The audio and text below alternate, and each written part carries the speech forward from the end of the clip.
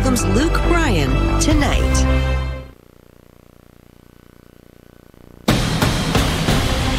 Tonight, President Joe Biden center stage his first address to a joint session of Congress before a nation still deeply divided over the election, still reeling from the pandemic. Just ahead, the president's big plans, from infrastructure to climate to economic relief, and the big price tag with it. Can a president who promised bipartisanship find common ground with Republicans? Or will Democrats with narrow control of Congress go it alone? America will be watching tonight in this presidential address to Congress.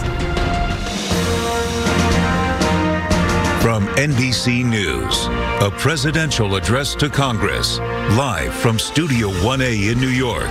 Here are Lester Holt and Savannah Guthrie.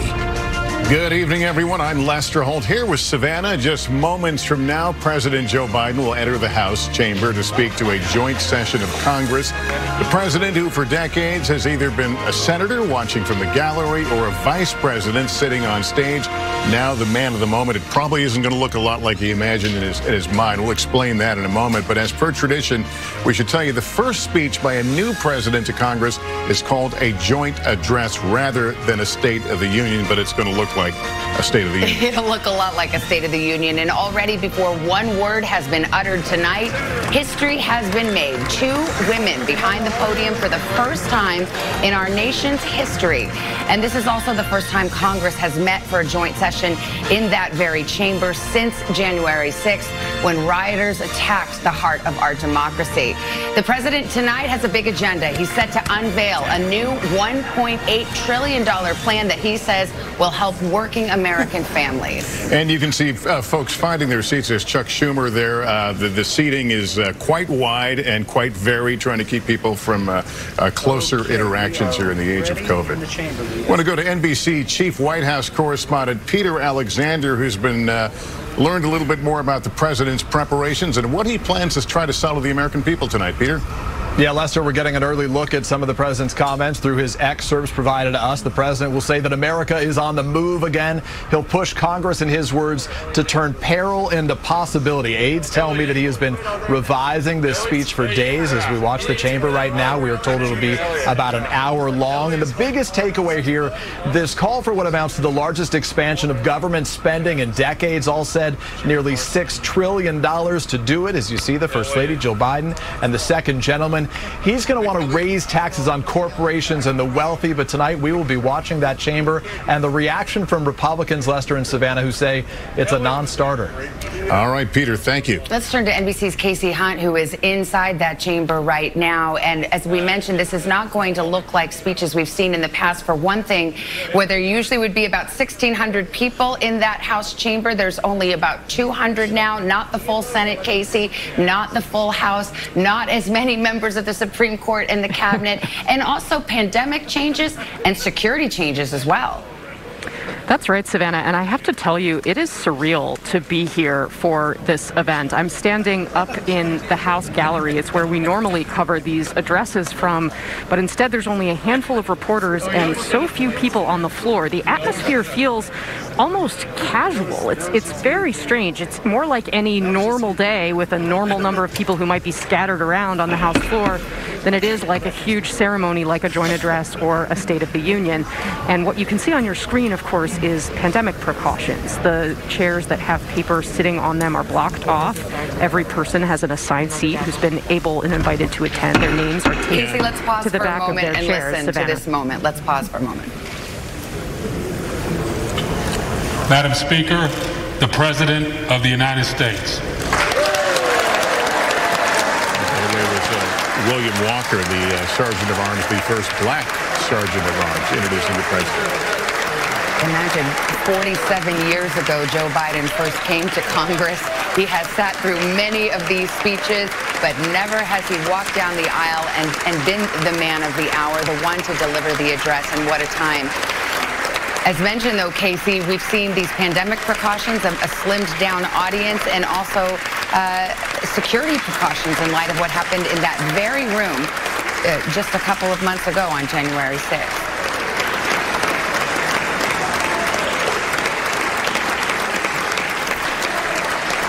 Stand in the wake of that insurrection. The reality is security here is much tighter than it normally is. Members of Congress even having to go through magnetometers like you might at a TSA screening at the airport. Something that is incredibly unusual, has never happened before. It's in keeping with the new rules of the House of Representatives in the wake of the January 6th insurrection, with concerns that members of Congress may carry something dangerous, Savannah. I attended a meeting with the president and some other TV journalists, largely off the record today, to talk about what he wants to unveil tonight. But he seemed very relaxed, very confident, and it's clear he's picking things that are popular. No question. Big price tags, but popular. Yeah, and this was normally Members of Congress, I have the high privilege and distinct honor to present to you the President of the United States. This pomp and circumstance is going to take a little less time than usual because of this smaller crowd. So let's listen to the president as he addresses the nation for the first time since taking office. Thank you. Thank you, thank you, thank you. Good to be back.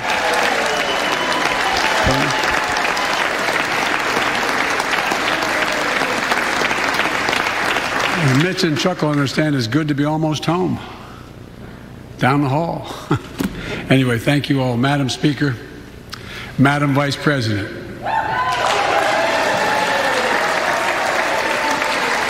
No president has ever said those words from this podium. No president has ever said those words. And it's about time.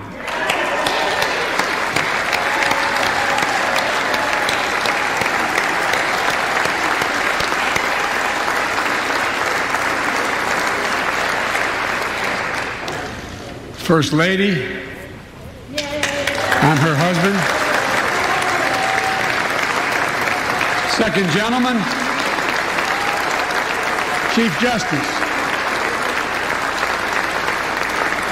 members of the United States Congress and the Cabinet, distinguished guests, my fellow Americans. While the setting tonight is familiar, this gathering is just a little bit different. Reminder of the extraordinary times we're in. Throughout our history, presidents have come to this chamber to speak to Congress, to the nation, and to the world, to declare war, to celebrate peace, to announce new plans and possibilities. Tonight, I come to talk about crisis and opportunity, about rebuilding the nation, revitalizing our democracy, and winning the future for America. I stand here tonight, one day shy of the 100th day of my administration. 100 days since I took the oath of office and lifted my hand off our family Bible and inherited a nation, we all did, that was in crisis. The worst pandemic in a century. The worst economic crisis since the Great Depression. The worst attack on our democracy since the Civil War. Now, after just 100 days, I can report to the nation, America is on the move again.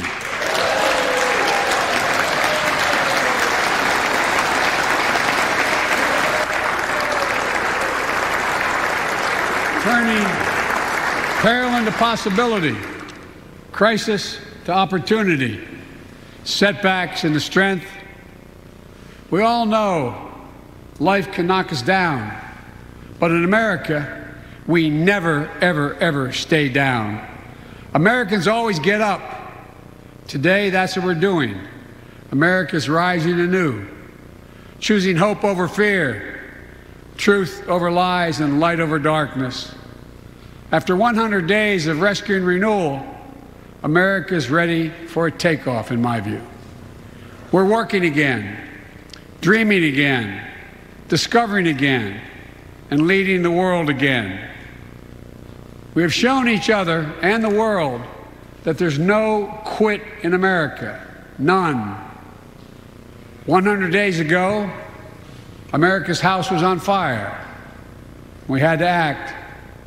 And thanks to the extraordinary leadership of Speaker Pelosi, Majority Leader Schumer, and the overwhelming support of the American people, Democrats, Independents, and Republicans, we did act. Together we passed the American Rescue Plan, one of the most consequential rescue packages in American history. We're already seeing the results.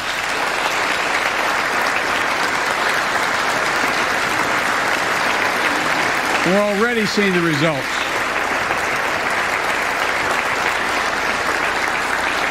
After I promised we'd get 100 million COVID-19 vaccine shots into people's arms in 100 days, we will have provided over 220 million COVID shots in those 100 days. Thanks to all the help of all of you. We're marshaling, with your help, everyone's help, we're marshaling every federal resource. We've gotten vaccines to nearly 40,000 pharmacies and over 700 community health centers where the poorest of the poor can be reached. We're setting up community vaccination sites, developing mobile units to get to hard-to-reach communities. Today, 90% of Americans now live within 5 miles of a vaccination site. Everyone over the age of 16, everyone is now eligible to get vaccinated right now, right away. Go get vaccinated, America. Go and get the vaccination. They're available. You're eligible now.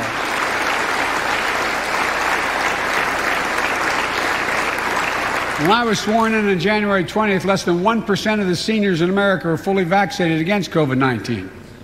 100 days later, 70% of seniors in America over 65 are protected, fully protected. Senior deaths from COVID-19 are down 80% since January. Down 80% because of all of you. And more than half of all the adults in America have gotten at least one shot. A mass vaccination center in Glendale, Arizona, I asked the nurse, I said, "What's it like?" She looked at me and she said, "It's like every shot is giving a dose of hope," was her phrase, a dose of hope. A dose of hope for an educator in Florida who has a child suffering from an autoimmune disease. Wrote to me, said she's worried, and she was worried about bringing the virus home. She said she then got vaccinated at a large site in her car. She said she sat in her car when she got vaccinated and just cried. Cried out of joy and cried out of relief. Parents, seeing the smiles on their kids' faces for those who are able to go back to school because the teachers and school bus drivers and cafeteria workers have been vaccinated.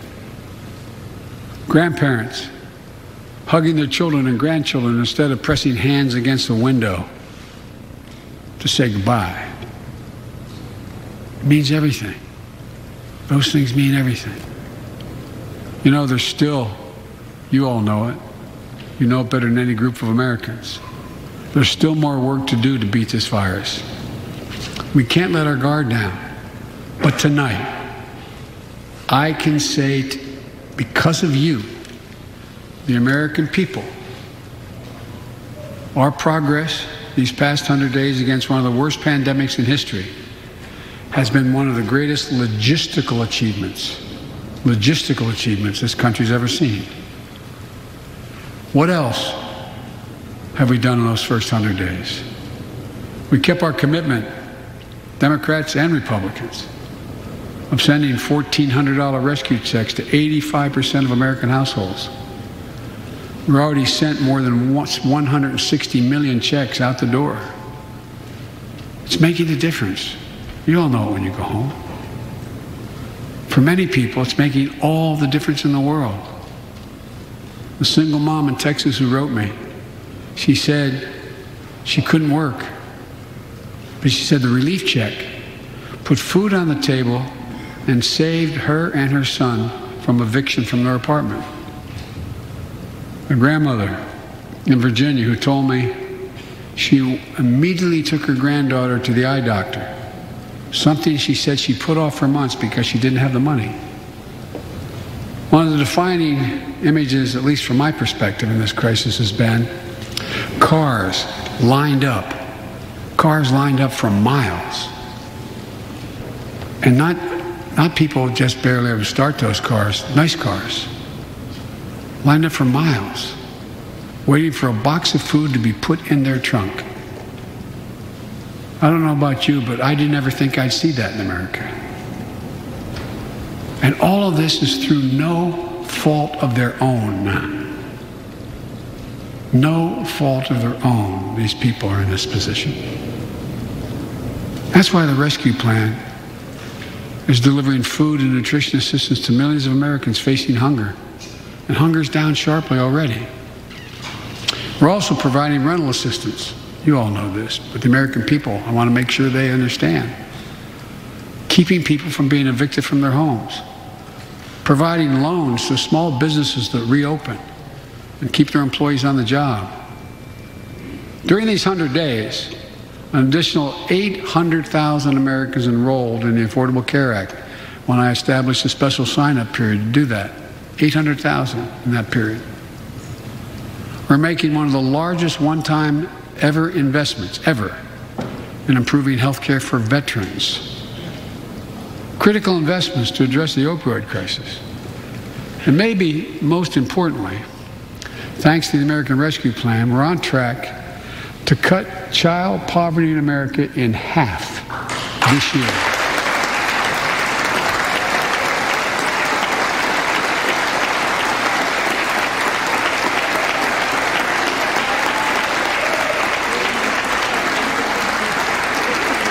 And in the process, while this was all going on, the economy created more than 1,300,000 new jobs in 100 days. More jobs in the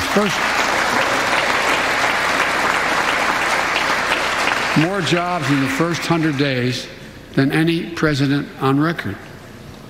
The International Monetary Fund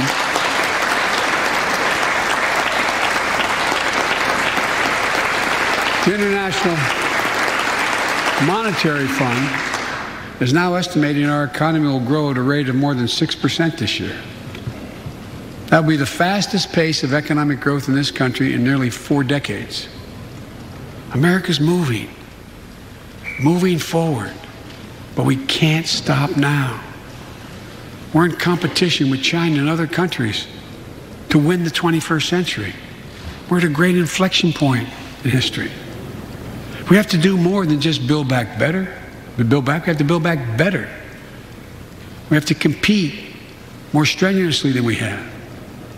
Throughout our history, if you think about it, public investment in infrastructure has literally transformed America. Our attitudes as well as our opportunities.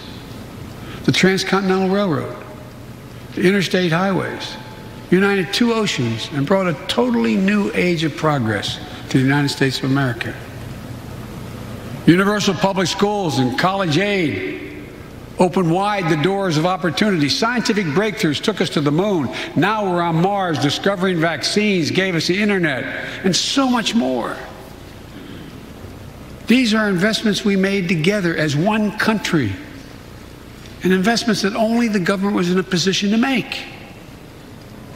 Time and again, they propel us into the future. That's why I proposed the American Jobs Plan, a once-in-a-generation investment in America itself. This is the largest jobs plan since World War II. It creates jobs to upgrade our transportation infrastructure. Jobs modernizing our roads, bridges, highways. Jobs building ports and airports, rail corridors, transit lines. It's clean water. And today, up to 10 million homes in America and more than 400,000 schools and child care centers have pipes with lead in them, including drinking water. A clear and present danger to our children's health. American Jobs Plan creates jobs replacing 100% of the nation's lead pipes and service lines, so every American can drink clean water.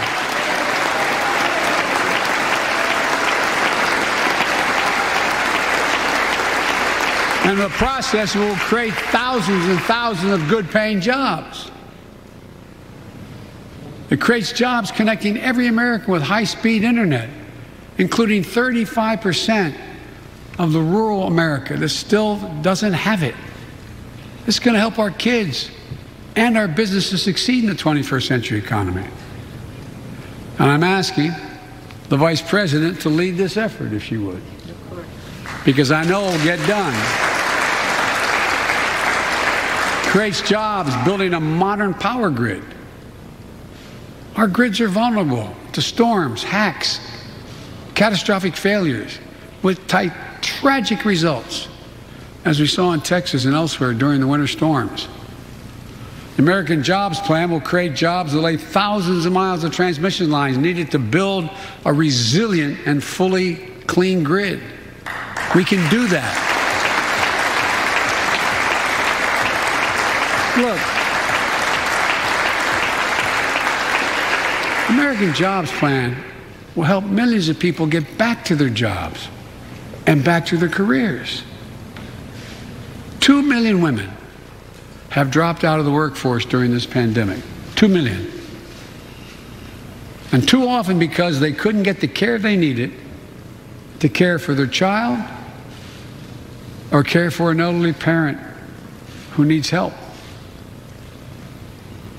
800,000 families are on the Medicare waiting list right now to get home care for their aging parent or loved one with disability. If you think it's not important, check out in your own district, Democrat or Republican, Democrat or Republican voters. Their great concern, almost as much as their children, is taking care of an elderly loved one who can't be left alone.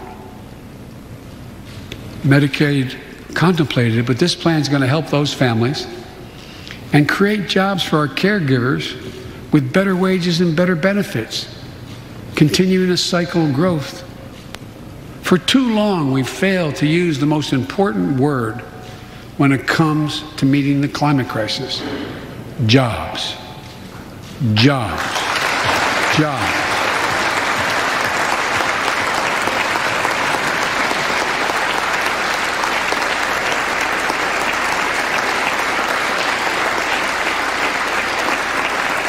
For me, when I think climate change, I think jobs. The American Jobs Plan will put engineers and construction workers to work building more energy-efficient buildings and homes.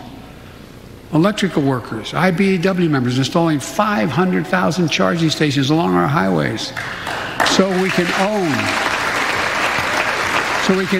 the electric car market. Farmers planting cover crops so they can reduce the carbon dioxide in the air and get paid for doing it. Look, think about it. There is simply no reason why the blades for wind turbines can't be built in Pittsburgh instead of Beijing. No reason. None. No reason.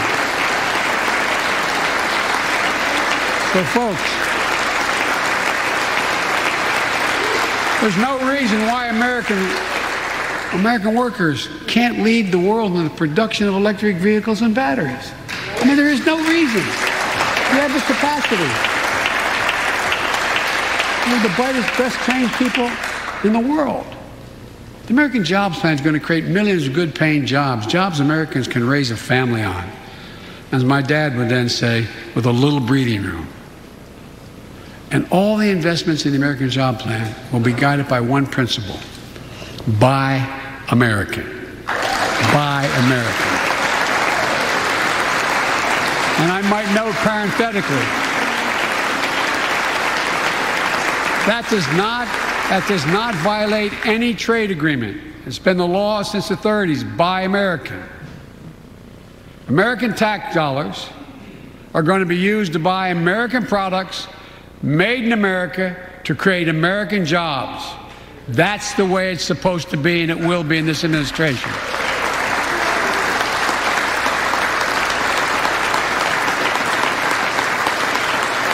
And I made it clear to all my cabinet people their ability to give exemptions has been strenuously limited. It will be American products. Now, I know some of you at home are wondering whether these jobs are for you. So many of you, so many of the folks I grew up with, feel left behind, forgotten, in an economy that's so rapidly changing. It's frightening. I want to speak directly to you, because you think about it. That's what people are most worried about. Can I fit in? Independent experts estimate the American Jobs Plan will add millions of jobs and trillions of dollars to economic growth in the years to come. It is a 8-year program. These are good-paying jobs that can't be outsourced. Nearly 90% of the infrastructure jobs created in the American Jobs Plan do not require a college degree. 75% don't require an associate's degree. The American Jobs Plan is a blue-collar blueprint to build America. That's what it is.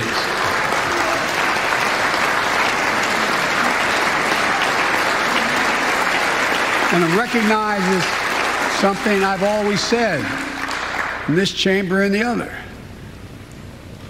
Good guys and women on Wall Street, but Wall Street didn't build this country.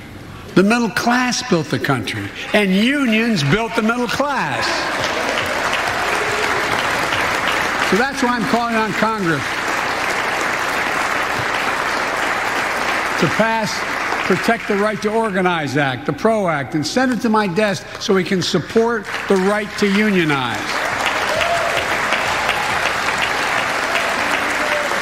And by the way, while you're thinking about sending things to my desk, let's raise the minimum wage to $15.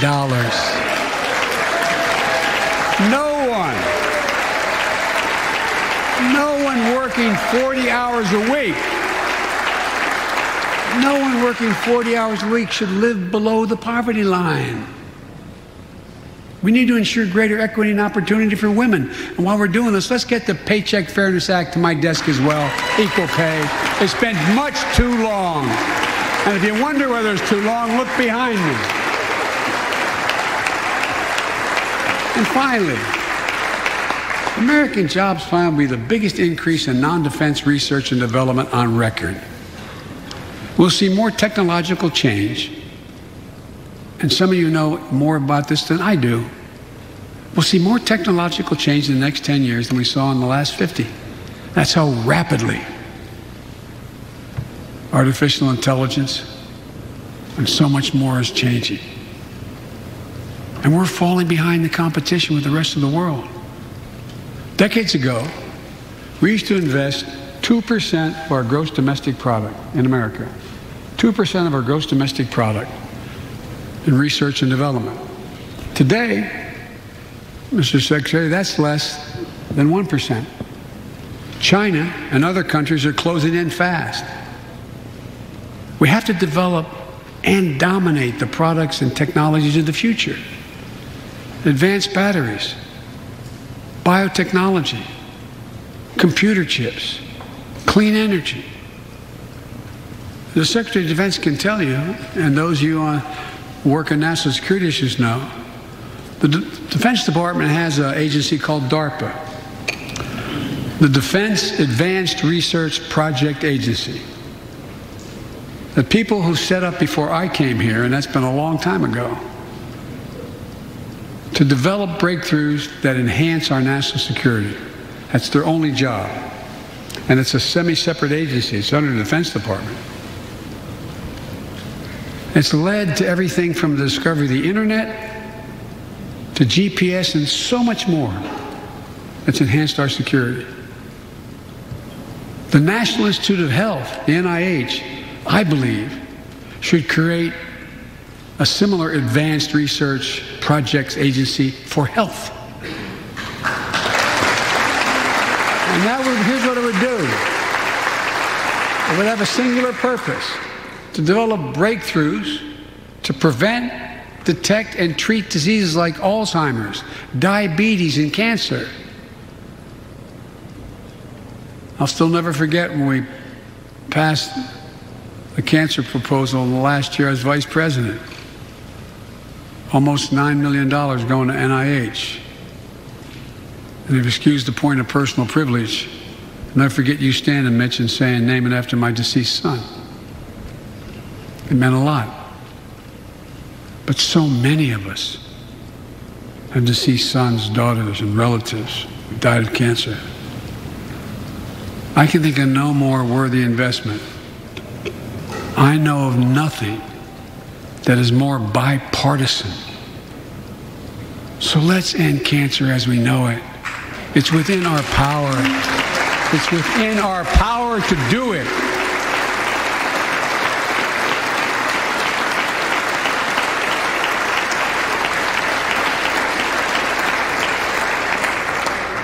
Investments in jobs and infrastructure like the ones we're talking about have often had bipartisan support in the past.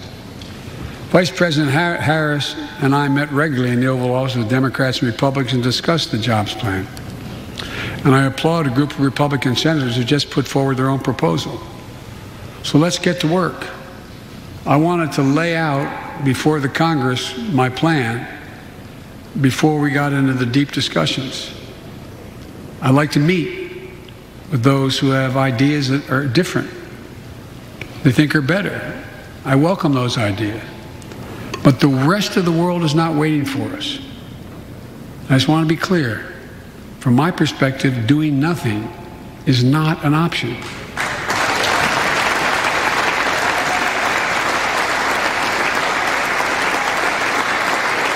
Look,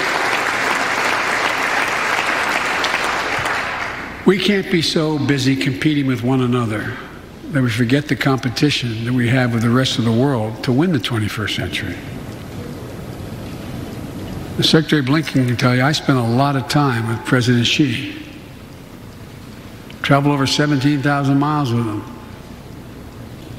Spent, they tell me, over 24 hours in private discussions with him. When he called to congratulate him, we had a 2-hour discussion. He's deadly earnest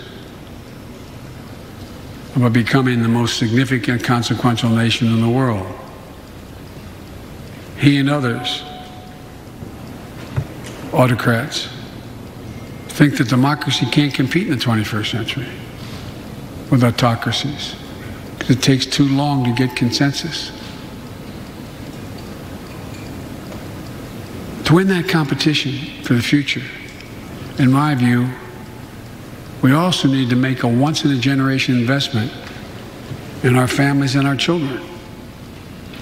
That's why I've introduced the American Families Plan tonight, which addresses 4 of the biggest challenges facing American families and in turn America. First is access to good education. When this nation made 12 years of public education universal in the last century, it made us the best educated, best prepared nation in the world. It's, I believe, the overwhelming reason that propelled us to where we got in the 20th century. But the world's caught up or catching up. They're not waiting. I would say parenthetically, if we were sitting down, we set a bipartisan committee together and said, okay, we're going to decide what we do in terms of government providing for free education. I wonder whether we'd think, as we did in the 20th century, that 12 years is enough in the 21st century. I doubt it. 12 years is no longer enough today to compete with the rest of the world in the 21st century. That's why my American Families Plan guarantees 4 additional years of public education for every person in America, starting as early as we can. The great universities in this country have conducted studies of the last 10 years. It shows that adding 2 years of universal high-quality preschool for every 3-year-old and 4-year-old, no matter what background they come from, puts them in the position to be able to compete all the way through 12 years and increases exponentially their prospect of graduating and going on beyond graduation. The research shows when a young child goes to school, not daycare, they're far more likely to graduate from high school and go to college. or something after high school. When you add 2 years of free community college on top of that, you begin to change the dynamic. We can do that.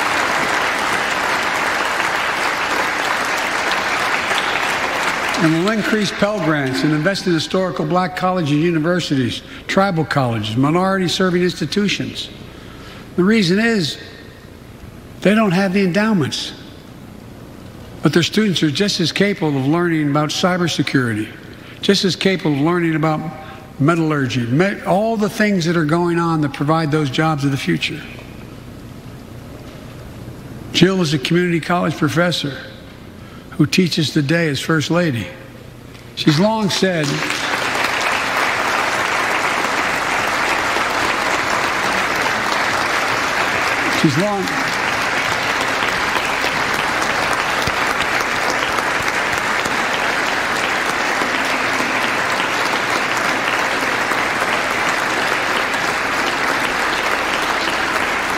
if I've heard it once, I've heard it 1,000 times.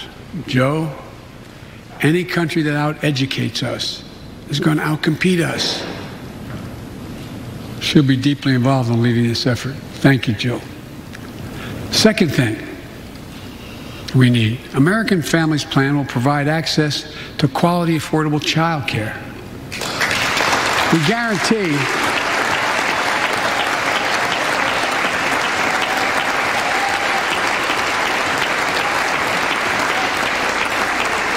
when I'm proposing in legislation, we guarantee that low and middle income families will pay no more than 7% of their income for high quality care for children up to the age of 5. The most hard-pressed working families won't have to spend a dime. Third, the American Families Plan will finally provide up to 12 weeks of paid leave and medical leave, family medical leave. We're one of the few industrial countries in the world. No one should have to choose between a job and a paycheck, or taking care of themselves and their loved ones, or parent or spouse or child. And fourth, the American Family Plan puts directly into the pockets of millions of Americans. In March, we expanded tax credit for every child in a family, up to $3,000 per child if they're under 6 years of age. Over 6 years of age. And $3,600 for children over 6 years of age. With 2 parents, 2 kids, that's $7,200 in the pockets that are going to help take care of your family. And that will help more than 65 million children and help cut child care poverty in half. And we can afford it. So we did that in the last piece of legislation we passed. But let's extend that child care tax credit at least through the end of 2025.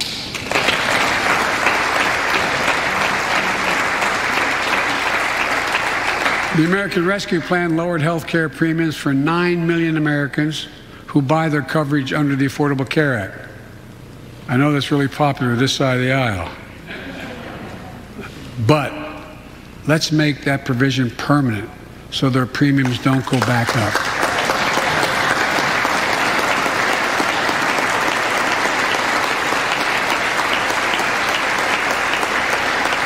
In addition to my family's plan, I'm going to work with Congress to address this year other critical priorities for American families. The Affordable Care Act has been a lifeline for millions of Americans, protecting people with pre-existing conditions, protecting women's health, and the pandemic has demonstrated how badly it's needed.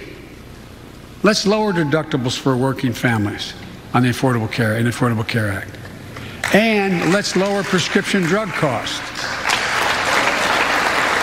We know how to do this.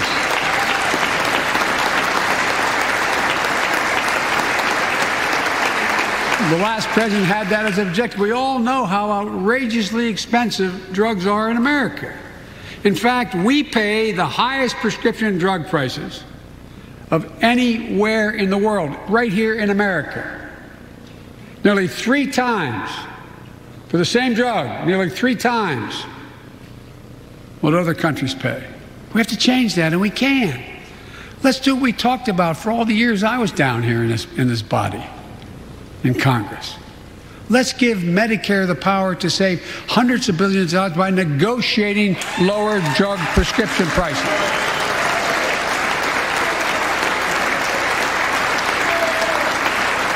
By the way, it won't just help people on Medicare. Lower prescription drug costs for everyone.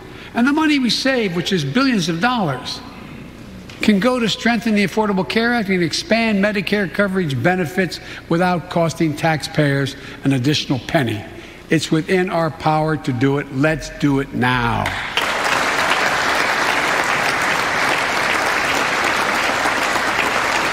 We've talked about it long enough. Democrats and Republicans, let's get it done this year.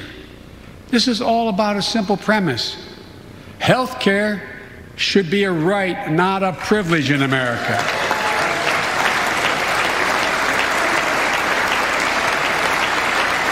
So, how do we pay for my jobs and family plan? I made it clear we can do it without increasing the deficits.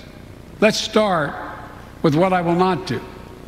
I will not impose any tax increase on people making less than $400,000. But it's time for corporate America and the wealthiest 1% of Americans to just begin to pay their fair share. Just their fair share.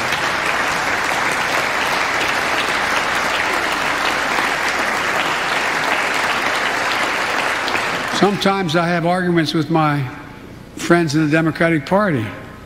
I think you should be able to become a billionaire and a millionaire, but pay your fair share.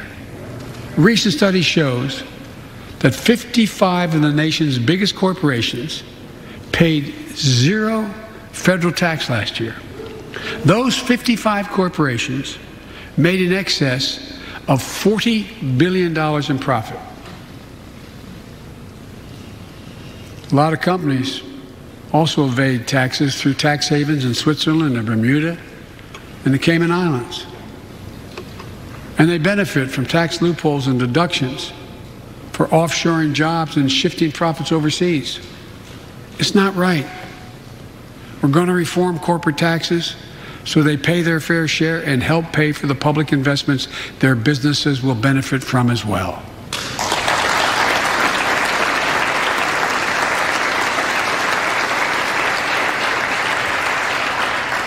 We're going to reward work, not just wealth. We take the top tax bracket for the wealthiest 1% of Americans, those making over $400,000 or more, back up to where it was when George W. Bush was president, when he started, 39.6%. That's where it was when George W. was president. We're going to get rid of the loopholes, allow Americans to make more than $1 million a year and pay a lower tax rate on their capital gains than Americans who receive a paycheck. We're only going to affect 0.3% of all Americans by that action, 0.3%. And the IRS is going to crack down on millionaires and billionaires who cheat on their taxes. It's estimated to be billions of dollars by think tanks that are left, right, and center. I'm not looking to punish anybody. But I will not add a tax burden, additional tax burden to the middle class in this country. They're already paying enough. I believe what I propose is fair, fiscally responsible, and it raises revenue to pay for the plans I propose and will create millions of jobs that will grow the economy and enhance our financial standing in the country. When you hear someone say, they don't want to raise taxes on the wealthiest 1% or corporate America, ask them, whose taxes you want to raise? Instead, who's they're going to cut? Look, the big tax cut of 2017. Remember, it was supposed to pay for itself. That was how it was sold.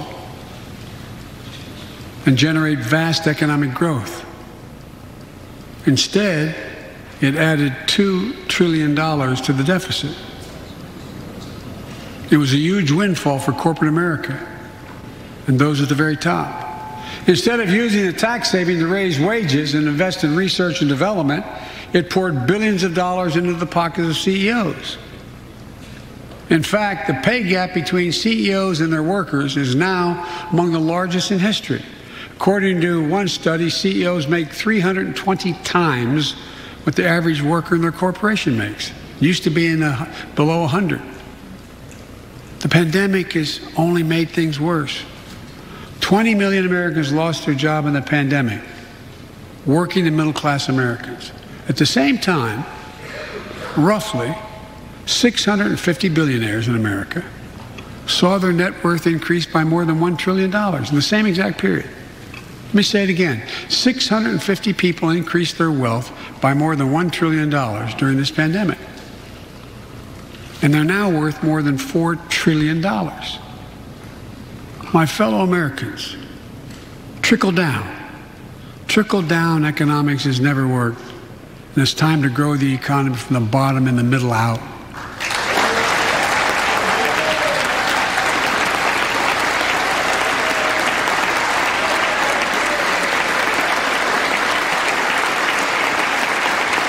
You know, there's a broad consensus of economists left, right, and center, and they agree what I'm proposing will help create millions of jobs and generate historic economic growth. These are among the highest values investments we can make as a nation. I've often said our greatest strength is the power of our example, not just the example of our power. In my conversations with world leaders, and I've spoken to over 38, 40 of them now, I've made it known that America's back. And you know what they say? The comment I hear most of all from them is they say, we see America's back, but for how long? But for how long? My fellow Americans, we have to show not just that we're back, but that we're back to stay, and that we aren't going to go it alone. We're going to do it by leading with our allies.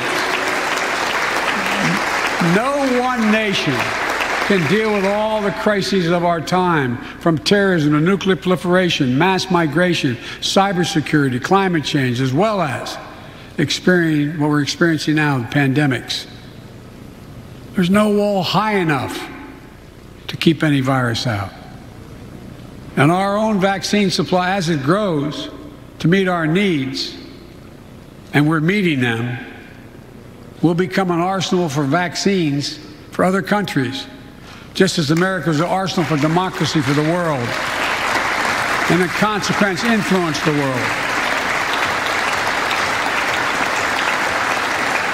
But every American will have access before that occurs. Every American will have access to be fully covered by COVID-19 from the vaccines we have.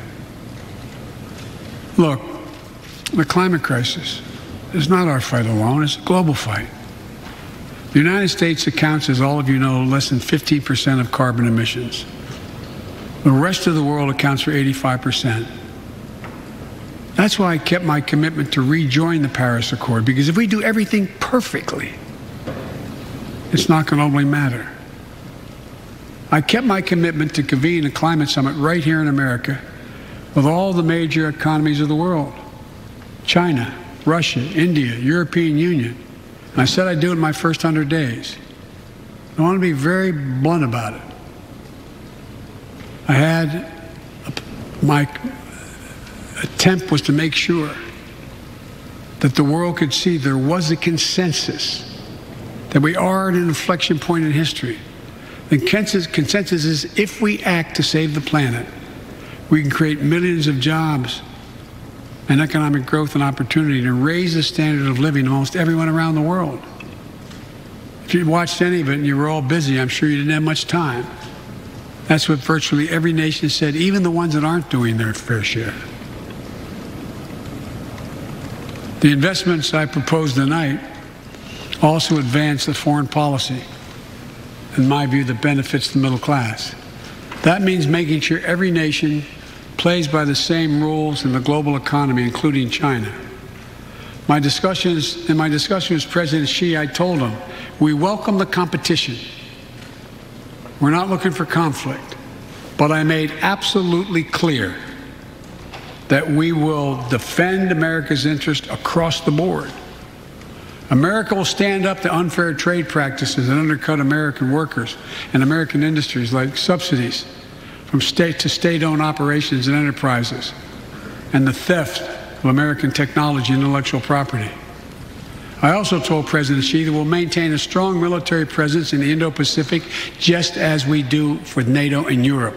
Not to start a conflict, but to prevent one.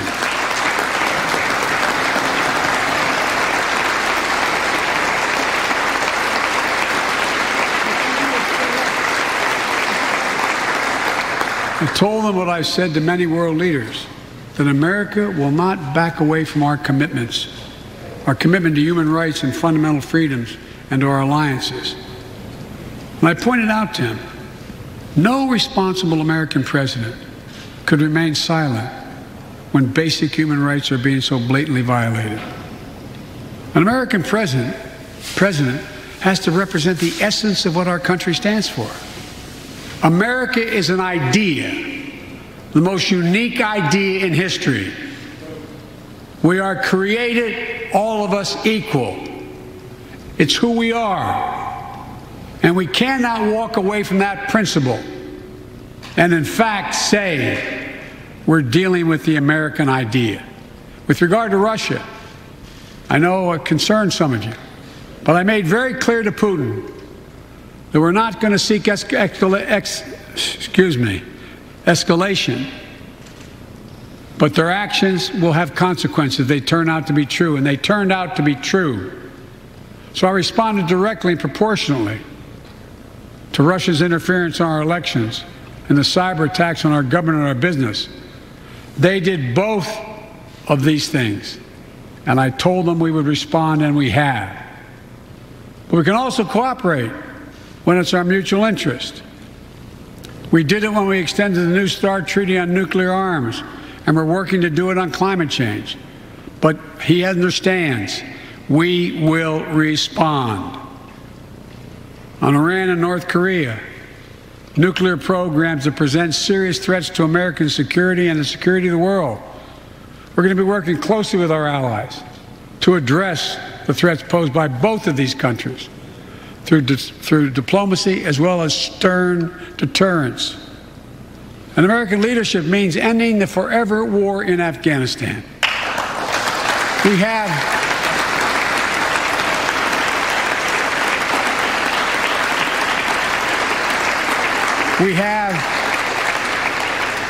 without hyperbole, the greatest fighting force in the history of the world. I'm the first president in 40 years who knows what it means to have a son serving in a war zone. Today we have service members serving in the same war zone as their parents did. We have service members in Afghanistan who are not yet born on 9/11. The war in Afghanistan, as we remember the debates here, were never meant to be multi-generational undertakings of nation building. We went to Afghanistan to get the terrorists who attacked us on 9/11.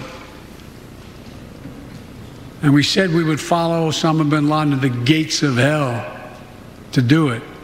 If you've been in the upper Konar Valley, you've kind of seen the gates of hell. And we delivered justice to bin Laden. We degraded the terrorist threat of al-Qaeda in Afghanistan. And after 20 years of valor, and sacrifice, it's time to bring those troops home. Look,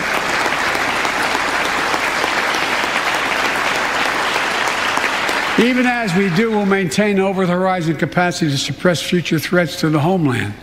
And make no mistake, in 20 years, terrorism has metastasized. The threat has evolved way beyond Afghanistan. Those of you in the intelligence committees, the foreign relations committee, defense committees, you know well, we have to remain vigilant against the threats to the United States wherever they come from. Al-Qaeda and ISIS are in Yemen, Syria, Somalia, other places in Africa, in the Middle East, and beyond. And we won't ignore what our intelligence agencies have determined to be the most lethal terrorist threat to the homeland today. White supremacy is terrorism. We're not going to ignore that either. My fellow Americans, look, we have to come together to heal the soul of this nation. It was nearly a year ago before her father's funeral when I spoke with Gianna Floyd, George Floyd's young daughter. She's a little tyke, so I was kneeling down to talk to her so I could look her in the eye. She looked at me, she said, "My daddy changed the world." Well, after the conviction of George Floyd's murderer, we can see how right she was if we have the courage to act as a Congress. We've all seen the knee of injustice on the neck of black Americans. Now's our opportunity to make some real progress. The vast majority of men and women wearing a uniform and a badge serve our communities, and they serve them honorably. I know them. I know they want...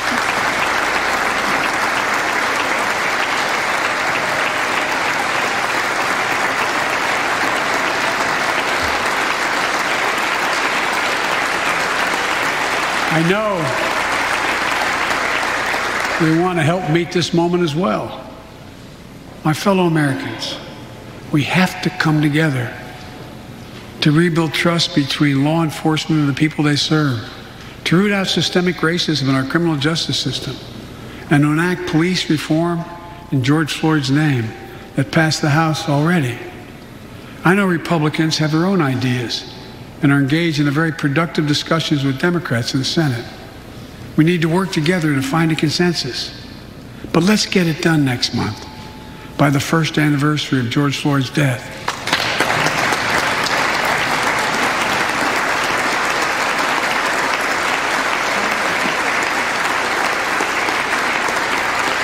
The country supports this reform, and Congress should act. We have a giant opportunity to bend the arc of the moral universe toward justice, real justice. And with the plans outlined tonight, we have a real chance to root out systemic racism that plagues America and American lives in other ways. A chance to deliver real equity, good jobs, good schools, affordable housing, clean air, clean water, being able to generate wealth and pass it down through generations because you have access to purchase a house. Real opportunities in the lives of more Americans, black, white, Latino, Asian Americans, Native Americans. Look, I also want to thank the United States Senate for voting 94-1 to pass the COVID-19 Hate Crimes Act to protect Asian American and Pacific Islanders. You acted decisively. You can see on television the viciousness of the hate crimes we've seen over this past year and for too long. I urge the House to do the same and send that legislation to my desk, which I will gladly, anxiously sign. I also hope Congress will get to my desk the Equality Act to protect LGBTQ Americans. For all transgender Americans watching at home, especially young people, you're so brave. I want you to know your president has your back. Another thing, let's authorize the Violence Against Women Act, which has been law for 27 years.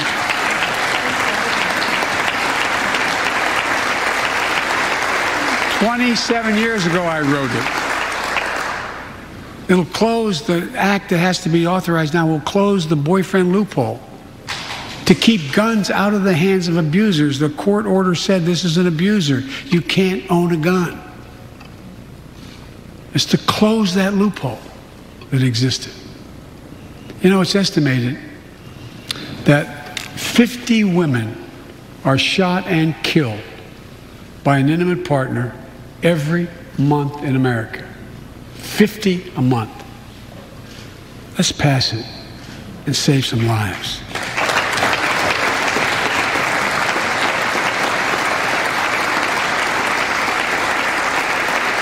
And I need not tell anyone this, but gun violence has become an epidemic in America.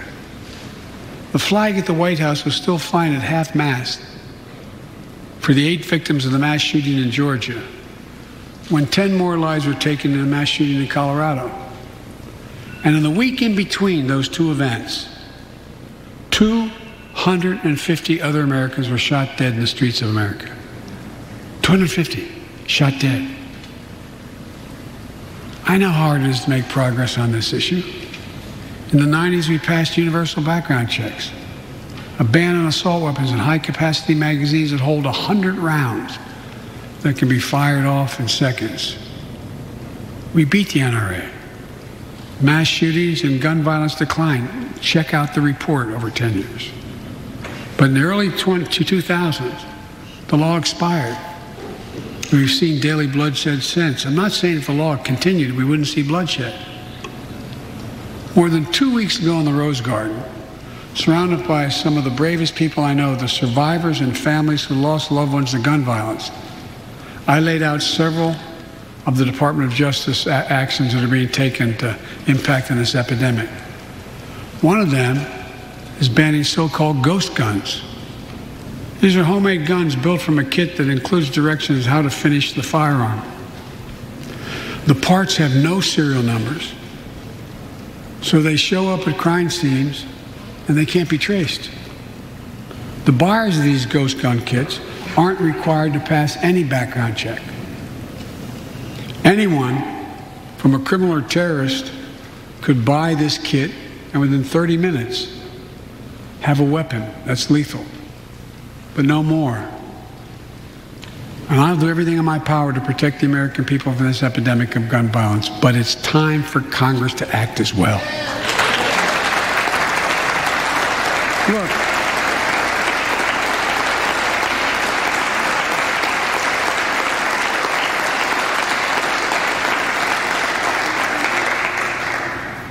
I don't want to become confrontational, but we need more Senate Republicans to join the overwhelming majority of Democratic colleagues and close the loopholes required in background check purchases of guns.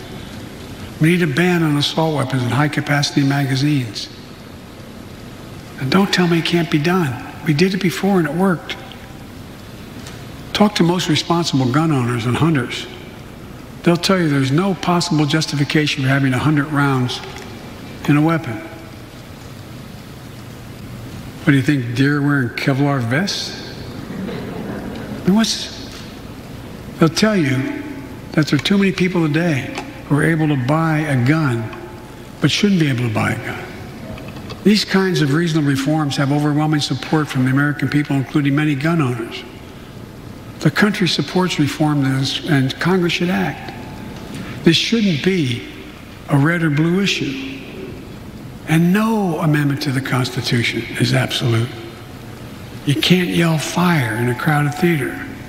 From the very beginning, there were certain guns, weapons, that could not be owned by Americans. Certain people could not own those weapons ever. We're not changing the Constitution. We're being reasonable. I think this is not a Democrat or Republican issue. I think it's an American issue. And here's what else we can do. Immigration has always been essential to America. Let's end our exhausting war over immigration. For more than 30 years, politicians have talked about immigration reform, and we've done nothing about it. It's time to fix it. On day one of my presidency, I kept my commitment and sent a comprehensive immigration bill to the United States Congress. If you believe we need to secure the border, pass it, because it has a lot of money for high-tech border security. If you believe in a pathway to citizenship, pass it. It's over 11 million undocumented folks, the vast majority of here overstaying visas. Pass it. We can actually, if you actually want to solve a problem, I've sent a bill to take a close look at it. We also have to get at the root problem of why people are fleeing, particularly to our southern border from Guatemala, Honduras, and El Salvador.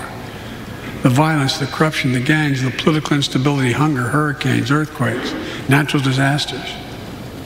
When I was president, when I was vice president, the president asked me to focus on providing help needed to address the root causes of migration. And it helped keep people in their own countries instead of being forced to leave. The plan was working, but the last administration decided it was not worth it. I'm restoring the program and asked Vice President Harris to lead our diplomatic effort to take care of this. I have absolute confidence she'll get the job done. Now look, if you don't like my plan, let's at least pass what we all agree on. Congress needs to pass legislation this year to finally secure protection for dreamers. The young people have only known America as their home. And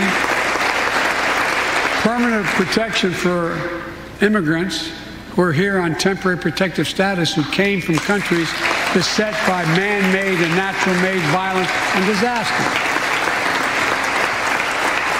as well as the pathway to citizenship for foreign workers who put food on our tables. Look, immigrants have done so much for America during this pandemic and throughout our history. The country supports immigration reform. We should act. Let's argue over it. Let's debate it. But let's act. And if we truly want to restore the soul of America, we need to protect the sacred right to vote. Most people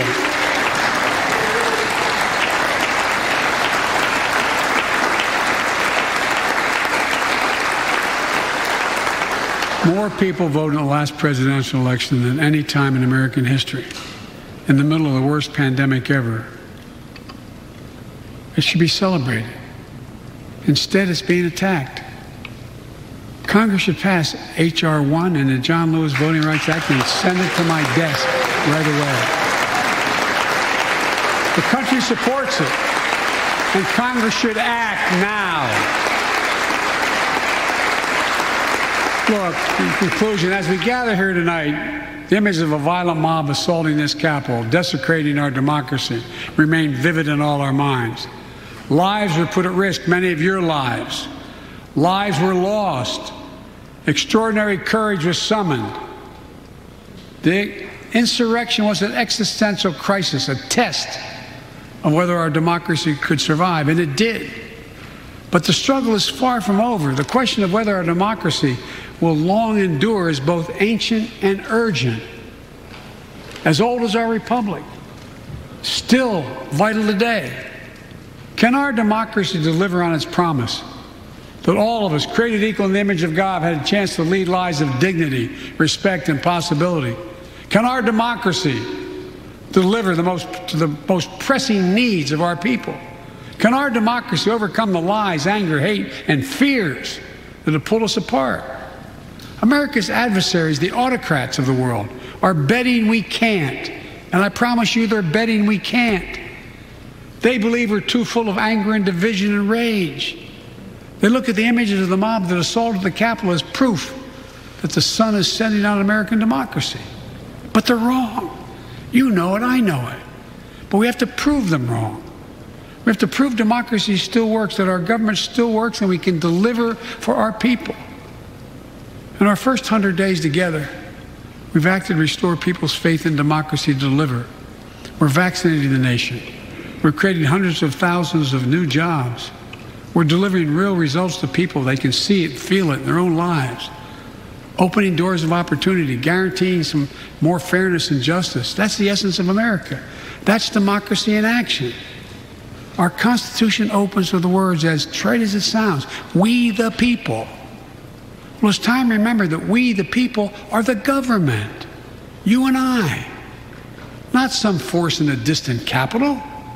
Not some powerful force that we have no control over. It's us. It's we the people. In another era, when our democracy was tested, Franklin Roosevelt reminded us, in America, we do our part. We all do our part. That's all I'm asking. That we do our part, all of us. And if we do that, we will meet the center challenge of the age by proving that democracy is durable and strong. Autocrats will not win the future. We will. America will. And the future belongs to America.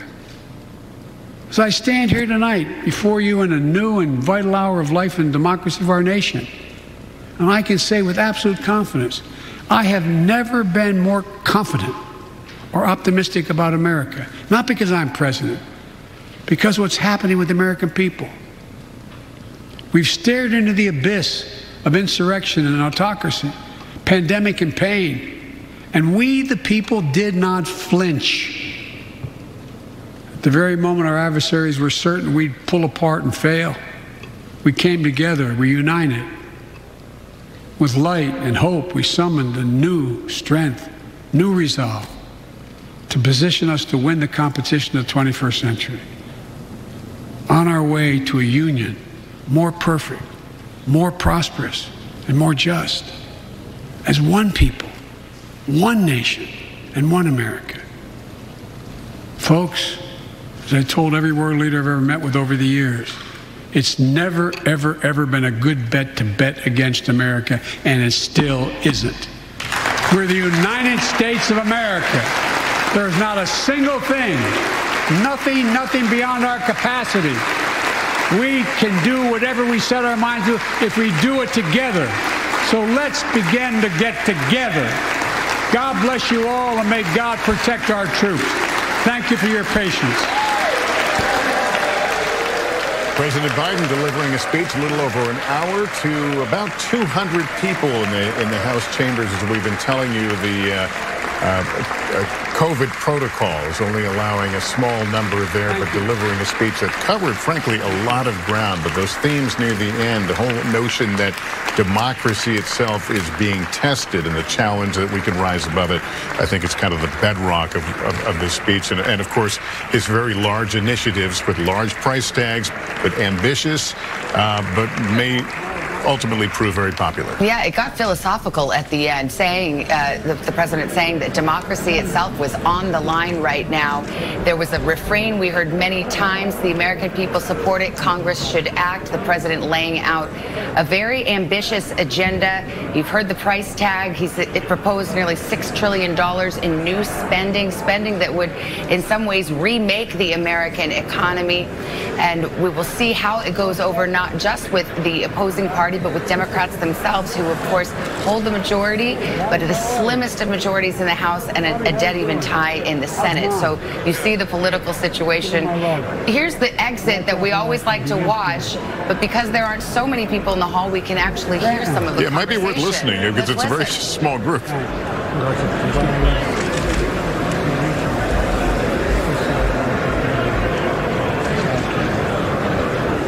But then again, he may know we're listening in, so he must have gotten that funny feeling. Bernie Sanders there as part of that conversation. But yeah, he's able to actually work the room in a much more intimate way than you would typically see in these things. Let's bring in Chuck Todd, get his first thoughts on the speech we heard tonight. Chuck? Well, look, I do think that the president was quite comfortable. You know, he hasn't given a ton of speeches over the last 2 years. Normally a first-term president, we've already seen him speak so much, but we had the unusual campaign. And this was the most comfortable I think he's been so far.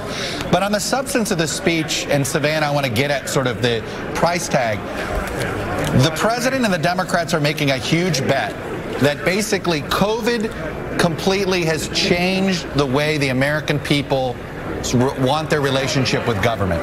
That COVID is, the Democrats are betting that COVID was this sort of wake-up call that government is part of the answer. Government is part of the solution. And I think about, you know, my whole adult life, you had both political parties backing away from that. And it really isn't, not since the 40s, 50s, and 60s have we had a president advocating some big spending and big projects like this. We'll see if they're right, but they do believe that the American people's mind has sort of changed now post-COVID, and that they want more government. Our own polling has shown there is an appetite for more government. Yeah, this is a kind of a remarkable moment here as the president holds court with members of Congress here before leaving the room, and this is what he likes to do. Let me bring in Andrea Mitchell right now, our chief Washington correspondent. Andrea, he went down the list. I mean, he ticked virtually every issue, but when you stand back at 30,000 feet and look at it, what are the things that he thinks he can get done? He thinks he can get this jobs plan done. Now, he's going to have to scale it back. But he said jobs more than any other thing in this entire speech. He talked about jobs. He talked about it as the solution to climate change, as the way to compete against China, as the way to build America back. But I also thought, you know, he was so passionate about human rights that we have not heard in the State of the Union in some time, or a joint session speech. He also talked about the soul of America, and that was so passionate when he talked about the injustice, the knee of injustice is on the neck of Black America, and talked about George Floyd's daughter, his young daughter, saying, "Daddy changed the world." I think that he thinks that he can get the George Floyd bill passed. He did not take the House position. He's talking about compromise. He's talking about Tim Scott, whom we're going to hear from, who is leading the Senate on this, and he wants to get it done by the first anniversary of George Floyd's death. That is an ambitious goal, but I think that they think that they can get this done. And as Chuck said, though, they're not paying for these big bills. The tax bill, getting this tax bill through is a really big reach. So they're now betting that the American people are willing to pay for something and believe in government as well. I thought it was a remarkable speech, again, also because as he did in his inaugural, he spoke about white supremacy being the real threat, the worst terror threat to America. We haven't heard American presidents say that until this president, Joe Biden. Look how comfortable he is, though, Savannah and Lester. He loves being home. He said, "I'm home. It's great to be home again." He is on the floor of the chamber that he knows so well, and he's having a great time. He might not leave. I was going to say, pressing the flesh with members of Congress that's Joe Biden in his natural environment right there, and this is an unconventional address to the joint session of Congress, but he's going to enjoy it for all it's worth as he chit-chats with some of the members of Congress on the way out the door. Andrea, I'm glad you mentioned Senator Tim Scott. We actually await the Republican response to the address, which will be delivered tonight by South Carolina's Republican Senator Tim Scott. So we expect that any minute now. Let me go to Casey Hunt, who's still in the House chamber and can see she's got a different vantage point and gets kind of the feel of the room. Casey, what did you observe? While I'm watching exactly what you were just talking about, I'm going to be in this chamber, as we all will be here as long as Joe Biden, President Biden is in here now talking with Jim Clyburn, one of his closest allies. This speech and being in this room could not have been a more stunning contrast this year than it was last year, when former President Trump gave a raucous speech that was in many ways carefully produced for television and only briefly mentioned coronavirus. He said then that he was working with China on coronavirus. And in that year, COVID has utterly changed our politics, our lives, what Americans care about. I think what you were discussing about the issues that President Biden hit on here and how people are now needing to interact with their government has dramatically changed because of the realities that they face in their own lives. And in many ways, President Biden rose to the moment that we were facing as a country, and the experience he brought to the table was in many ways perhaps more appreciated than it might have been had we not been facing such a dramatic crisis. And I think the sense of urgency to do something about that is what is leading this White House to really push forward with, as Andrea said,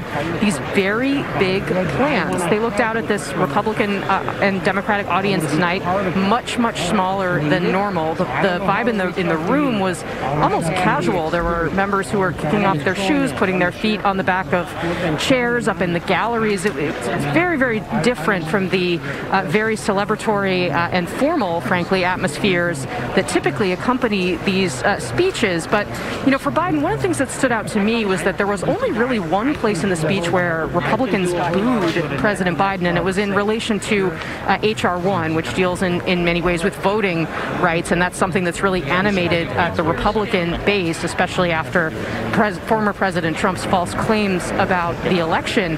But the lack of vocal opposition from Republicans on the floor tonight, you do typically get many times where the opposing party will boo, especially in more recent years, and on both sides of the aisle, depending on who has held the White House. And that just didn't really happen here. And I think that underscores in a kind of colorful way the political dynamics at play here. And that's why the White House is pushing forward with these big initiatives and essentially daring Republicans to stand in the way of initiatives that are popular. And, you know, they seemed relatively reluctant to do so here tonight, Savannah.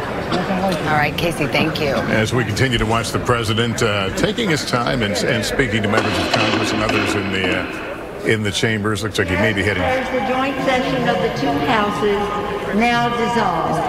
Okay, that's almost like the music of the Academy Awards. It's time to move on. The speaker's playing out the band. I think he's going to be able to stay as long as he wants, but let me, in the meantime, go to NBC Chief White House Correspondent Peter Alexander. Peter, typically the way these things play out, you make the big pitch, the big program, and then you go sell it. How do they plan to sell it?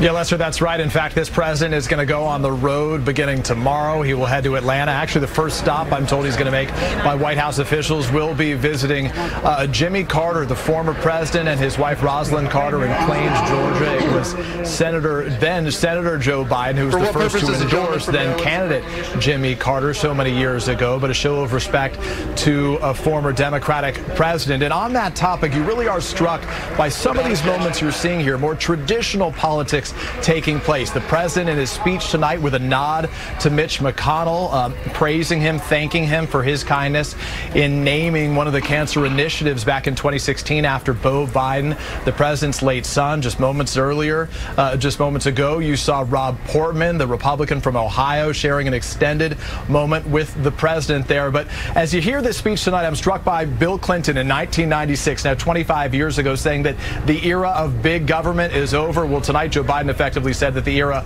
of big government is back. And another item that's notable is the fact that this took place almost in May, really in the eyes of his aides and allies, benefited the president. It wasn't just symbolic, approaching 100 days, but also strategic, that the president would have been in a position, they said, or was in a position tonight to demonstrate some of his successes to this point. The shots in the arms, jobs, checks as well, because he's going to need all that fuel going forward to try to accomplish this ambitious agenda. Savannah and Lester. Yeah, we're going to dig into that agenda a little bit more, but we await the remarks from the Republicans. Senator Tim Scott of South Carolina will have his moment at the podium when we return right after this.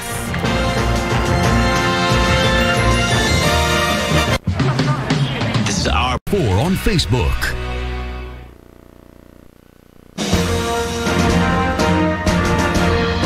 Welcome back. President Biden has left the House chambers after his almost a State of the Union speech, his joint address to members of Congress. We're going to get the Republican response from Senator Tim Scott in just a moment, but I want to go back to Chuck right now.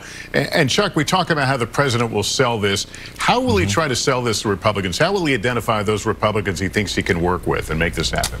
I think it's going to be cutting the bill up into pieces and in piecemeal form. I mean, there are, you know, you heard one of the briefings that I was at today with Senator Schumer and Speaker Pelosi. He was talking about how their water bill has bipartisan support. The one half of his big bill has enough bipartisan support. You could split it up into pieces. I think that's one thing that's going to happen. And here's the other thing, is you already have Democratic senators, we've learned tonight, senators like John Tester, Chris Coons, Brian Schatz, ideologically all over the place, who are starting to float the idea of, hey, you don't have to raise taxes to pay for all of this. Maybe we should do deficit spending, finance some of this, not all of this, with tax hikes. So I think we're already getting some signs. And you want another way of perhaps getting Republicans on board? Maybe have them be a part of the deals that won't have tax hikes in them. So I think it'll be both cutting it up into pieces, and how they finance it will tell us how many Republicans get on board. And we got a big hint in how he plans to sell it, Chuck. The word jobs was mentioned 43 times. And in fact, he framed the climate change debate in terms of jobs. He said that's how it should be thought of. So it's clear how he thinks this will sell the American people. Let's go to Senator Tim Scott. I'm Senator Tim Scott from the great state of South Carolina. We just heard President Biden's first address to Congress. Our president seems like a good man. His speech was full of good words, but President Biden promised you a specific kind of leadership. He promised to unite a nation, to lower the temperature, to govern for all Americans, no matter how we voted. This was the pitch. You just heard it again. But our nation is starving for more than empty platitudes. We need policies and progress that brings us closer together. But 3 months in, the actions of the president and his party are pulling us further and further apart. I won't waste your time with finger pointing or partisan bickering. You can get that on TV anytime you want. I want to have an honest conversation about common sense and common ground, about this feeling that our nation is sliding off its shared foundation and how we move forward together. Growing up, I never dreamed I would be standing here tonight. When I was a kid, my parents divorced. My mother, my brother, and I moved in with my grandparents. 3 of us sharing one bedroom. I was disillusioned and angry, and I nearly failed out of school. But I was blessed. First, with a praying mama. And let me say this to the single mothers out there who are working their tails off, working hard, trying to make the ends meet, wondering if it's worth it. You can bet it is. God bless your amazing effort on the part of your kids. I was also blessed by a Chick-fil-A operator, John Moniz, and finally with a string of opportunities that are only possible here in America. This past year, I've watched COVID attack every rung of the ladder that helped me up. So many families have lost parents and grandparents too early. So many small businesses have gone under. Becoming a Christian transformed my life, but for months, too many churches were shut down. Most of all, I'm saddened that millions of kids have lost a year of learning when they could not afford to lose a single day. Locking vulnerable kids out of the classroom is locking adults out of their future. Our public schools should have reopened months ago. Other countries did. Private and religious schools did. Science has shown for months that schools are safe. But too often, powerful grown-ups set science aside, and kids like me were left behind. The clearest case I've seen for school choice in our lifetimes, because we know that education is the closest thing to magic in America. Last year, under Republican leadership, we passed 5 bipartisan COVID packages. Congress supported our schools, our hospitals, saved our economy, and funded Operation Warp Speed, delivering vaccines in record time. All 5 bills got 90 votes in the Senate. Common sense found common ground. In February, Republicans told President Biden we wanted to keep working together to finish this fight. But Democrats wanted to go it alone. They spent almost $2 trillion on a partisan bill that the White House bragged was the most liberal bill in American history. Only 1% went to vaccinations, no requirement to reopen schools promptly. COVID brought Congress together 5 times. This administration pushed us apart. Another issue that should unite us is infrastructure. Republicans support everything you think of when you think of infrastructure. Roads, bridges, ports, airports, waterways, high-speed broadband. We're in for all of that. But again, Democrats want a partisan wish list. They won't even build bridges to build bridges. Less than 6% of the president's plan goes to roads and bridges. It's a liberal wish list of big government waste, plus the biggest job-killing tax hikes in a generation. Experts say when all is said and done, it would lower wages of the average American worker and shrink our economy. Tonight, we also heard about a so-called family plan, even more taxing, even more spending, to put Washington even more in the middle of your life, from the cradle to college. The beauty of the American dream is that families get to define it for themselves. We should be expanding opportunities and options for all families, not throwing money at certain issues because Democrats think they know best. Infrastructure spending that shrinks our economy is not common sense. Weakening our southern borders and creating a crisis is not compassionate. The president is also abandoning principles he's held for decades. Now he says your tax dollars should fund abortions. He's laying groundwork to pack the Supreme Court. This is not common ground. Nowhere do we need common ground more desperately than in our discussions of race. I have experienced the pain of discrimination. I know what it feels like to be pulled over for no reason, to be followed around the store while I'm shopping. I remember every morning at the kitchen table, my grandfather would open the newspaper and read it, I thought. But later I realized he had never learned to read it. He just wanted to set the right example. I've also experienced a different kind of intolerance. I get called Uncle Tom and the N-word by progressives, by liberals. Just last week, a national newspaper suggested my family's poverty was actually privilege because a relative owned land generations before my time. Believe me, I know firsthand our healing is not finished. In 2015, after the shooting of Walter Scott, I wrote a bill to fund body cameras. Last year, after the deaths of Breonna Taylor and George Floyd, I built an even bigger police reform proposal. But my Democratic colleagues blocked it. I extended an olive branch. I offered amendments, but Democrats used a filibuster to block the debate from even happening. My friends across the aisle seemed to want the issue more than they wanted a solution. But I'm still working. I'm hopeful that this will be different. When America comes together, we've made tremendous progress, but powerful forces want to pull us apart. 100 years ago, kids in classrooms were taught the color of their skin was their most important characteristic. And if they looked a certain way, they were inferior. Today, kids are being taught that the color of their skin defines them again. And if they look a certain way, they're an oppressor. From colleges to corporations to our culture, people are making money and gaining power by pretending we haven't made any progress at all, by doubling down on the divisions we've worked so hard to heal. You know this stuff is wrong. Hear me clearly. America is not a racist country. It's backwards to fight discrimination with different types of discrimination. And it's wrong to try to use our painful past to dishonestly shut down debates in the present. I'm an African American who's voted in the South my entire life. I take voting rights personally.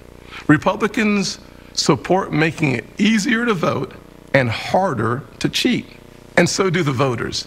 Big majorities of Americans support early voting, and big majorities support voter ID, including African Americans and Hispanics. Common sense makes common ground. But today, this conversation has collapsed. The state of Georgia passed a law that expands early voting, preserves no excuse mail-in voting, and despite what the president claimed, did not reduce election day hours.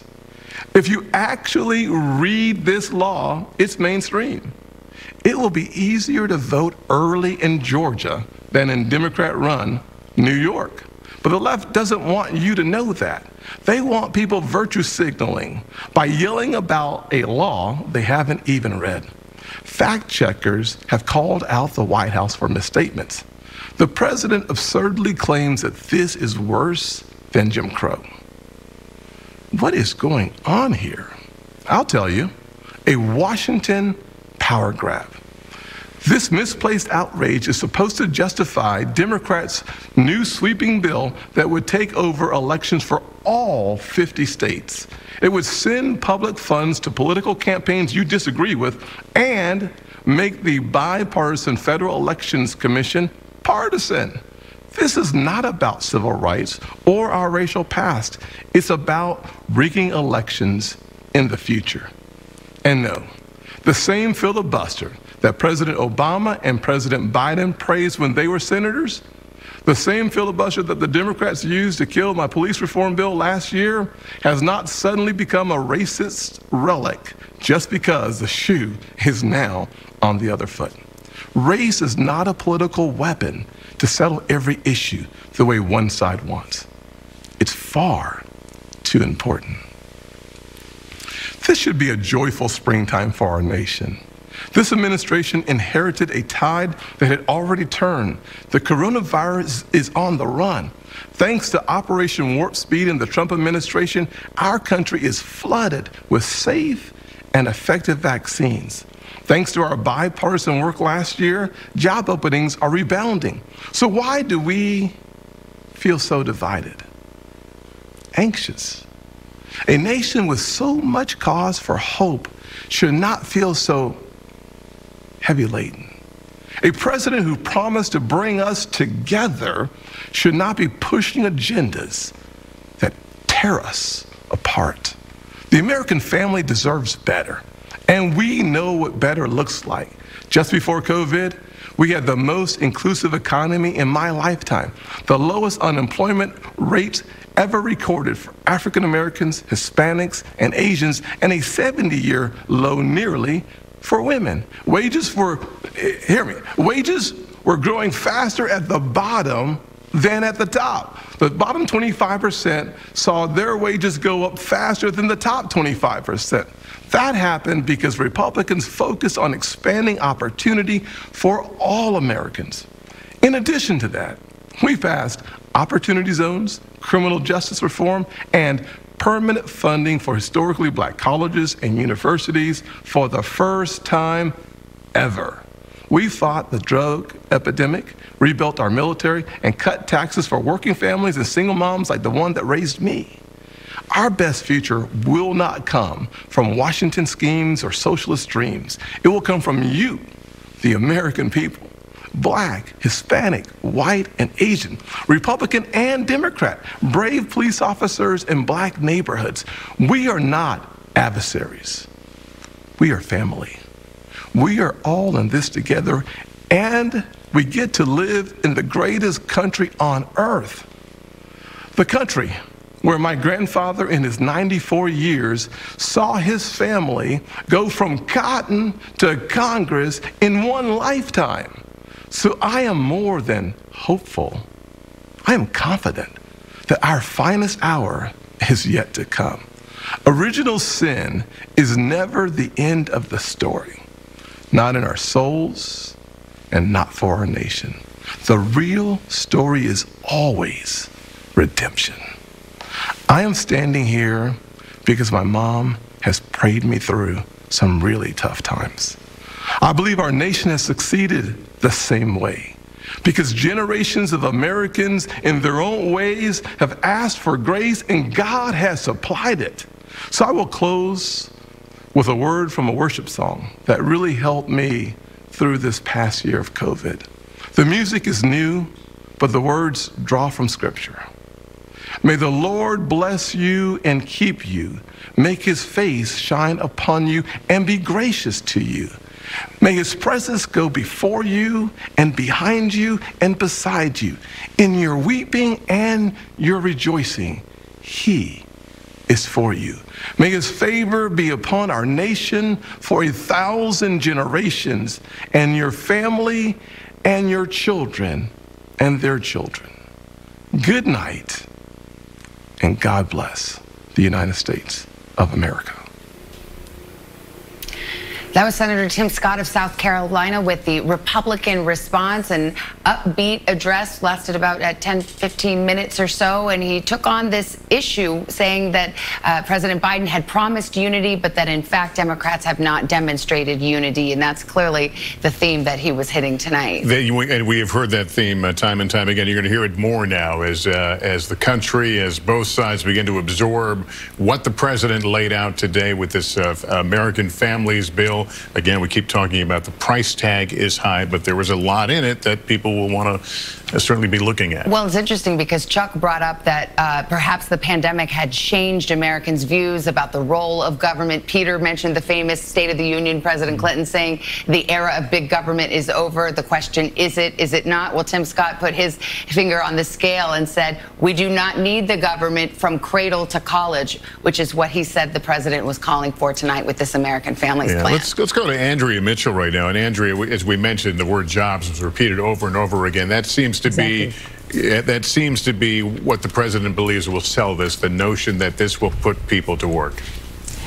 Absolutely. The president focusing on jobs more than 40 times, using the word jobs, using it also as an element of foreign policy against our foreign adversaries, that we can rebuild America. Senator Scott, who is very authentic and a very appealing spokesman for the Republican Party, especially, of course, on the issue of race. He's the only black Republican. But he was also saying that there is only 6% in the infrastructure or jobs bill that's really infrastructure. The Washington Post already has a fact check up saying that that's not the case, that it's as much as 24% of the overall cost or as little as 10%, but not just 6%. But in any case, there's going to be a lot of argument over that. But what the president did in his speech was to really make it a case of build America, buy America. Let's listen to what he had to say. I think we have a piece of sound we're going to play right now from the American Jobs Plan is going to create millions of good-paying jobs, jobs Americans can raise a family on. As my dad would then say, with a little breathing room. And all the investments in the American Job Plan will be guided by one principle: buy American. Buy American. So he's making it a moment of patriotism to support this bill. I thought he actually sold the bill as well as anyone could tonight. It's a remarkable speech from this president, and also a remarkable response from Senator Tim Scott. Andrea, thank you. And this was a historic night right from the beginning. Two women behind a president on the House dais for the first time. Kristen Welker is NBC's chief White House correspondent. Kristen, talk more about that. Well, Lester, it was a history-making moment that you saw President Biden embrace. From the very first words that came out of his mouth, he said it's about time, as he stood there in front of the first black, the first woman vice president, and of course House Speaker Nancy Pelosi, who became the first woman House Speaker back in 2007. And these are two women who are President Biden's closest advisors at the White House and on Capitol Hill. Of course, the vice president is helping to spearhead his effort, particularly when it comes to immigration. And then House Speaker Nancy Pelosi has helped to spearhead that first big piece of legislation, and she'll be critical in this next push that he is working on. And it comes against the backdrop of this historic moment for women in politics. There are more women in the Congress, in the Senate right now than ever before. 27% in the House, 24% in the Senate. Now, if you talk to those lawmakers, they'd say that's not enough. We're fighting for more women in those slots. And of course, because of social distancing, they weren't all in the chamber tonight, but it certainly is significant. But it's a different story if you look at women and the economy right now. Women have been disproportionately impacted by COVID-19, by the pandemic. You heard the president mention that. 2.4 million fewer women in the workforce than last year before the pandemic started. 1.8 million fewer men. So that sets the stage. And those are numbers that the president is helping to make his argument for why this sweeping jobs plan is necessary. And of course, as we've been talking about all night long, Republicans say the price tag is just too big. It is worth noting that race, police reform also front and center, with President Biden laying down a new marker tonight, calling for the George Floyd policing bill to be passed by the anniversary of his death. That is May 25th. So that really moves that to the top of President Biden's agenda if he can get that passed. Based on my conversations with sources on Capitol Hill, Republicans, they say, look, there is a real urgency to try to get something done. You heard Senator Tim Scott mention that he wants to get something done on policing as well. Of course, the devil's in the details, but broad agreement that now might be the moment. Savannah and Lester. All right, Kristen, thank you. Thank you, Kristen. Let's turn to Stephanie Ruhle, because as we've been talking about, a big issue tonight, of course, has to do with jobs and the economy. Stephanie, as mentioned, the Biden administration has proposed $6 trillion in new spending. About $2 trillion of it has already passed, a relief act that, of course, the Republicans said tonight had very little to do with COVID relief and a lot more to do with Democratic priorities. But that was all deficit spending. These other two proposals, he plans to raise taxes on the wealthy to pay for. Do the numbers work?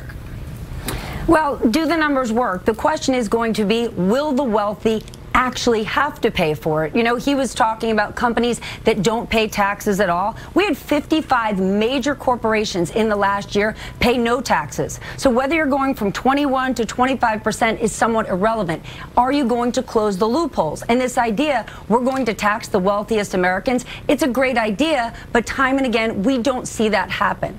So Joe Biden has put forth a huge agenda that there's many, many items that a lot of people would like to have happen, but are we going to pay for it? Who's going to pay for it? You said it before. He keeps going back to jobs, jobs, jobs. Let's just share a little bit of that sound. For too long, we've failed to use the most important word when it comes to meeting the climate crisis. Jobs. Jobs. Jobs. And that's how he's selling it. He's basically going through every single topic and bringing this back, saying long-term, it will create more jobs. He's even comparing this when he talks about childcare, because childcare, even though you might say, how is this possibly infrastructure? It's fundamental for parents to be able to afford to go back to work. Right now, we have over 1 million mothers that haven't returned to work because we don't have childcare. Because he is now saying, I'm going to invest over $200 billion to create more secure childcare, pay those workers more money, and perhaps most importantly, limit childcare costs. For low and middle income families, no more than 7% of their household income should go to childcare. And if you do something like that, there's a good chance you're going to put more and more Americans into the workforce. And long term, Savannah, that will create more economic prosperity. All right, Stephanie Rule, who covers business for us, thank you very much. We will take a break and continue more of our coverage post speech to Congress after this.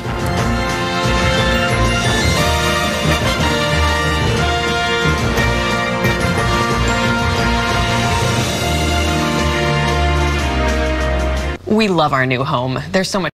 Shop Rooms to Go today.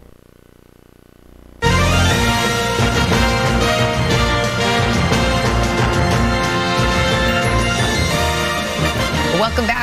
Wednesday night, NBC special coverage of President Biden's joint address to Congress continues. We've had the Republican response, and now we want to turn to Congressman Jim Clyburn of South Carolina, a key advisor to President Biden. And Congressman, we've been talking over these last few moments about how bold these plans are, how ambitious they are. I ask you, as a longtime Washington hand, how likely do you think that the president can get this across the finish line?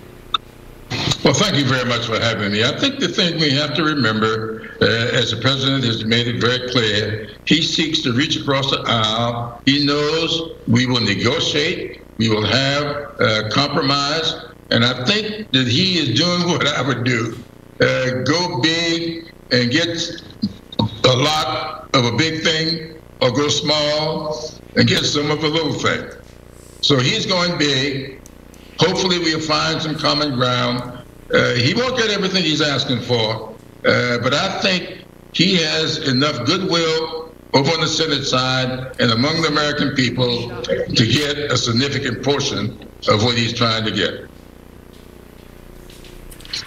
What did you think about his remarks, Congressman, with regard to the George Floyd Policing Act, and also what Senator Tim Scott, Republican of South Carolina, who you know well and who was key to the negotiations here?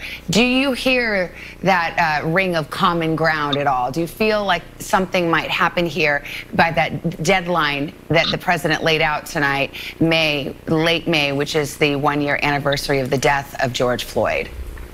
Well, the president talked about us trying to do something by the anniversary of that death. And I was hoping that Tim Scott would talk about the legislation that he and Karen Bass have been working on for a year now. But he seemed to harken back to what was going on before this legislation got over there. That is, the bill that we passed.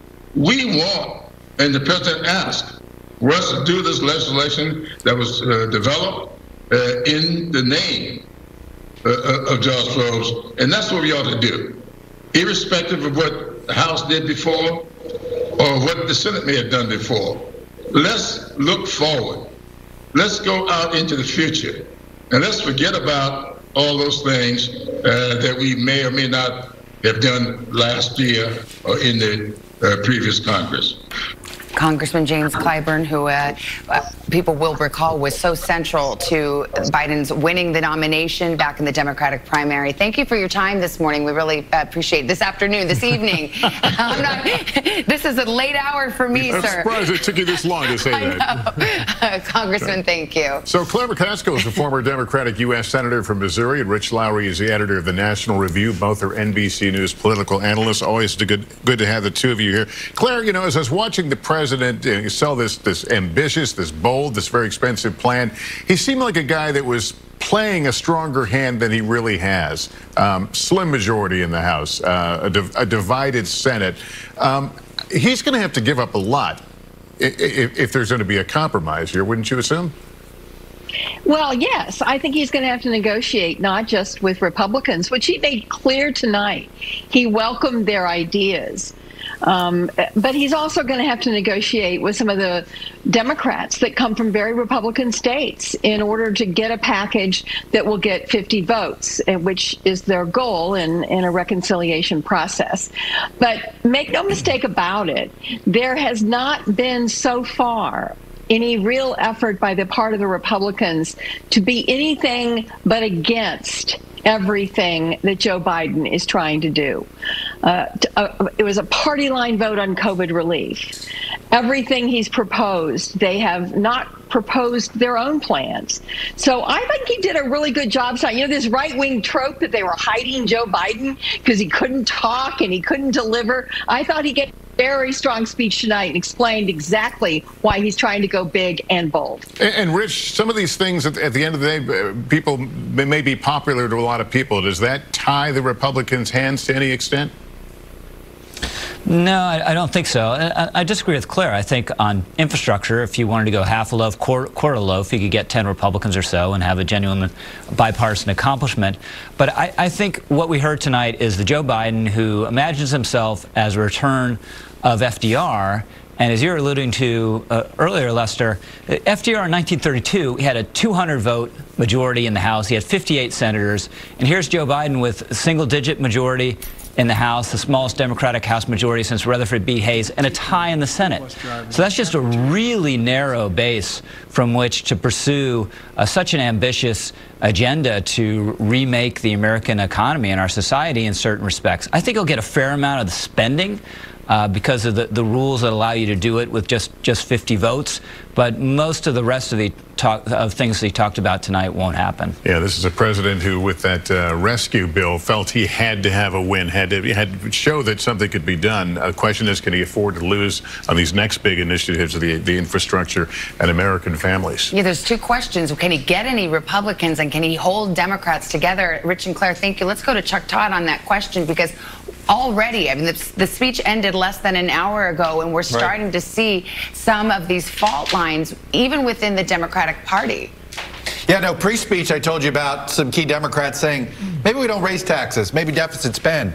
Then you have Mark Kelly, who is a new Democratic senator, but because he ran in a specialist to run again in 2 years, and his one complaint about the speech tonight is he didn't think the president said enough about the crisis at the border. Again, let me repeat, an Arizona senator up for re-election in 2022, Savannah. I think that shows you that there are going to be Democrats that are going to be thinking about their own political futures, not just the president's.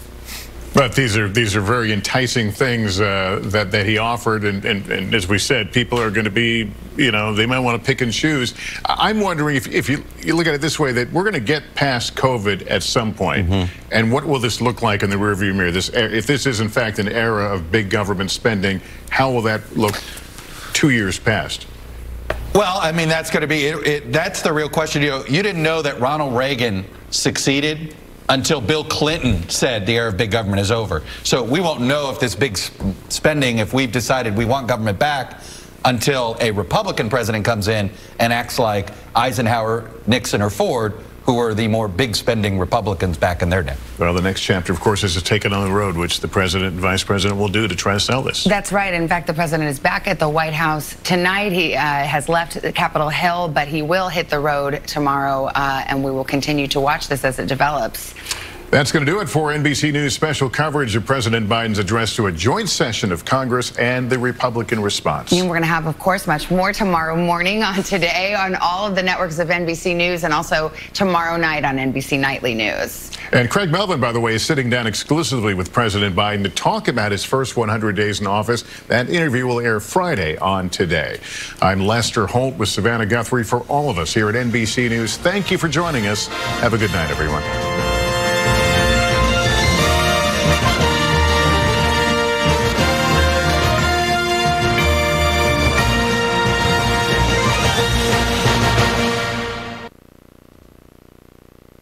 Live, local.